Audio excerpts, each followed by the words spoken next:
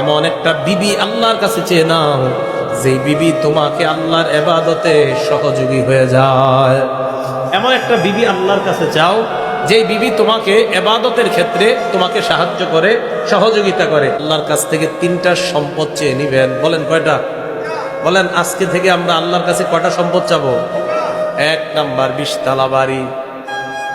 এই সম্পদ না এটা? আরে কি বলেন, সম্পদ না? ইবনে মাজাহ কিতাবের নাম, 1856 নাম্বার হাদিস। স্বর্ণ আর রূপার ব্যাপারে আয়াত নাজিল হয়েছে। তো আয়াত নাজিল হওয়ার পর খুব ধমক দিছে আল্লাহ আয়াতের মধ্যে, যারা স্বর্ণ রূপা জমা করে, যাকাত দেয় না, সদকা করে না, আল্লাহ ধমক দিছে। এখন সাহাবারা রাসূল আকরাম সাল্লাল্লাহু আলাইহি সাল্লামকে বললেন, আইয়াল মালি নাত্তাখিযু ইয়া রাসূলুল্লাহ, হুজুর আমরা কোন সম্পদ কামাই করব, কোন মাল আমরা জমা করব, তাহলে আমাদেরকে একটু বলেন। স্বর্ণ রূপার ব্যাপারে আল্লাহ এত কঠোর কথা বলছে, ইয়া রাসূলুল্লাহ আমরা কেমন সম্পদ কামাই করব একটু বলেন।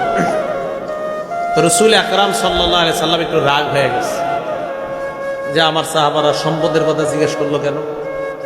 রাগ হয়ে চলে গেছে। হযরত ওমর ফারুক রাদিয়াল্লাহু তাআলা আনহু সাহাবাদেরকে বললেন, তোমরা থামো, আমি বিষয়টা যাই না তোমাদেরকে জানাইতেছি।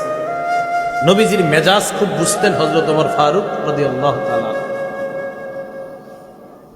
রাসূল আকরাম সাল্লাল্লাহু আলাইহি সাল্লামের কাছে আসলেন, সুযোগ বুইজা নবীজিকে বললেন, হুজুর সাহাবারা প্রশ্ন করছে আপনার কাছে কোন মাল আমরা কামাই করব, যদি একটু বলতেন।